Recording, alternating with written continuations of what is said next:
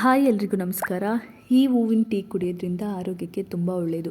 ಈ ಹೂವಿನ ತುಂಬ ಹೆಸರುಗಳಿಂದ ಕರೀತಾರೆ. ಅಪರಾಜಿತ, ಶಂಖಪುಷ್ಪ, ಈ ಥರ ತುಂಬ ಹೆಸರುಗಳಿಂದ ಕರೀತಾರೆ. ಅಷ್ಟೇ ಅಲ್ಲ, ಇದು ಶಿವನಿಗೆ ಅತ್ಯಂತ ಪ್ರಿಯವಾದ ಹೂವು ಅಂತ ಕೂಡ ಹೇಳ್ತಾರೆ.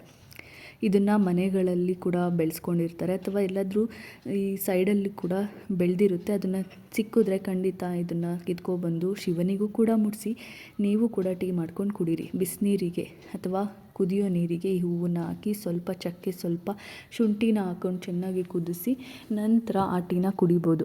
ಹಾಗೆ ಕೂಡ ಕುಡಿಬೋದು, ಅಥವಾ ಅದಕ್ಕೆ ನಿಂಬೆಹಣ್ಣು ರಸ ಹಾಕ್ಕೊಂಡು ಸ್ವಲ್ಪ ಹನಿ ಕೂಡ ಹಾಕ್ಕೊಂಡು ಕೂಡ ಕುಡಿಬೋದು. ಇದರಿಂದ ಬೆನಿಫಿಟ್ ಏನು ಅಂತ ಹೇಳೋದಿದ್ರೆ, ಆ್ಯಂಟಿ ಆಕ್ಸಿಡೆಂಟ್ಸ್ ಆಗಿ, ಆ್ಯಂಟಿ ಇನ್ಫ್ಲಮೇಟ್ರಿ ಆಗಿ, ವೆಯ್ಟ್ ಲಾಸ್ಗೆ ಕೂಡ ಹೆಲ್ಪ್ ಮಾಡುತ್ತೆ.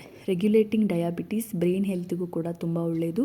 Lovers the risk of cancer, reduce blood pressure, aid digestion, good for eyes, anti ಏಜಿಂಗಾಗೂ ಕೂಡ ಹೆಲ್ಪ್ ಆಗುತ್ತೆ. Boost hair growth.